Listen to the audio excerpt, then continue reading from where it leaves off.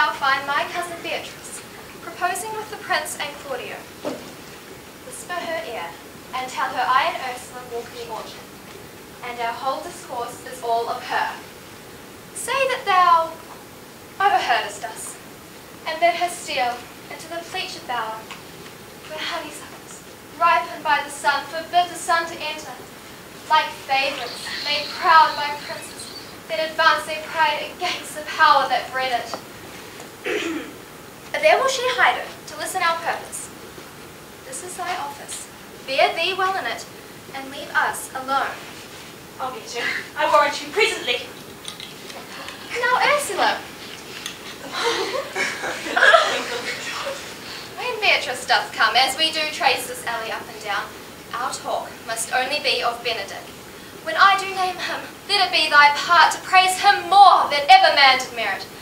My talk to thee must be how Benedick is sick in love with Beatrice. Of this matter is crafty little Cupid's arrow made, that only wounds by hearsay. Pleasant saying. Cock of the golden oars, the silver string, and greedy devour the treacherous bait. So angle we for Beatrice, who even now is couched in the woodbine coach. Hear you not my part of the dialogue. Then go we near her, and let her ear lose nothing of the false sweet bait that we lay. No, truly, Ursula, she is too disdainful. I know her spirits are as coy and wild as haggards of the rock. But I'm sure that Benedick loves Beatrice so entirely. So says the prince, and my new betrothed lord. Did they think you tell of it, then? They did entreat me to acquaint her of it, but I persuaded them, if they loved Benedick, to wish him wrestle with affection, and never to let Beatrice know of it. Why did you so? Doth not the gentleman deserve as full as fortunate a bed as ever Beatrice shall couch upon? Oh, God of love, I know he doth deserve as much as may be yielded to a man. But nature never framed a woman's heart of prouder stuff than that of Beatrice. Disdain and scorn right sparkling in her eyes, misprizing what they look on, and her wit bows itself so highly that to her all matter else seems weak. She cannot love, nor take no shape, nor project of affection. She is so self-endeared. Sure, I think so.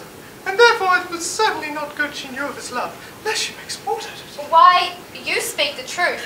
I never yet saw a man, how wise, how noble, how rarely featured. But she would spell him backwards. If fair-faced, she would swear the gentleman should be her sister. If black, nature's drawing of an antique made a foul blot. If tall, a lance ill-headed. If low, an agate, very vilely cut. If speaking, why, a vein blown with all winds. And if silent, why, a block moved with none. And so turns she every man the wrong side out, and never gives to truth and virtue that which simpleness and merit purchaseth. Sure, such carving is not commendable. Oh no, not to be so ardent from all fashions as Beatrice's cannot be commendable. But who dare tell her so? If I should speak, why, she would knock me into air, she would laugh me out of myself, and press me to death with wit.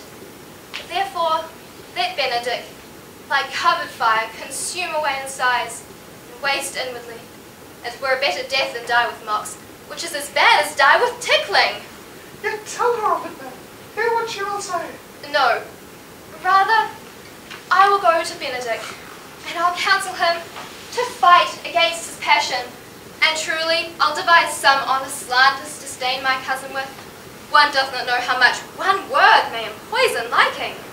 Oh, do not do your cousin such a wrong. She cannot be so fortunate as having prized an excellent wit as she is desired to have as to refuse so rare a gentleman as Senor Benedick.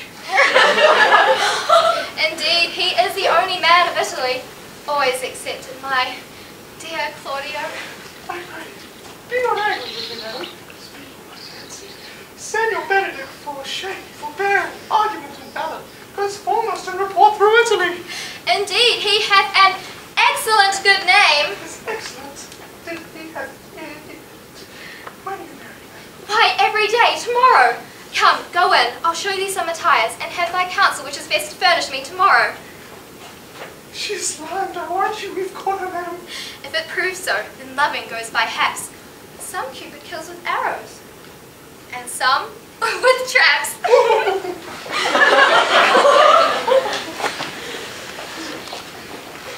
What fire is in mine ears?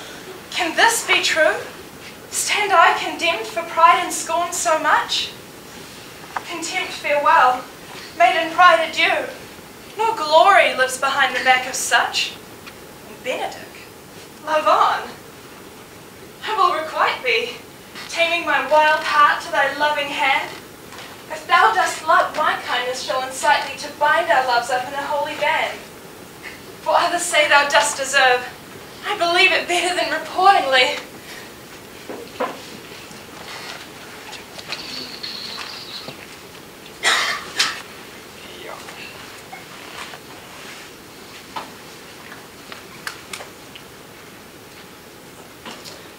It worked. We've done a similar thing to Benedick, and now they're hopelessly in love for each other. But today is my wedding day, and I'm awesomely excited. Here comes my bride. Oh, and Margaret, no doubt talking rubbish.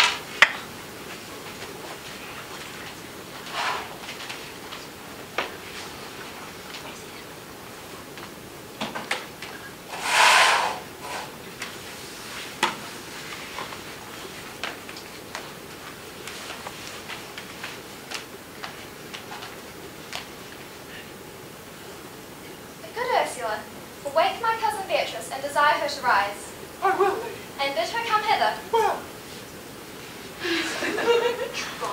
I think your other Roberto would beat her.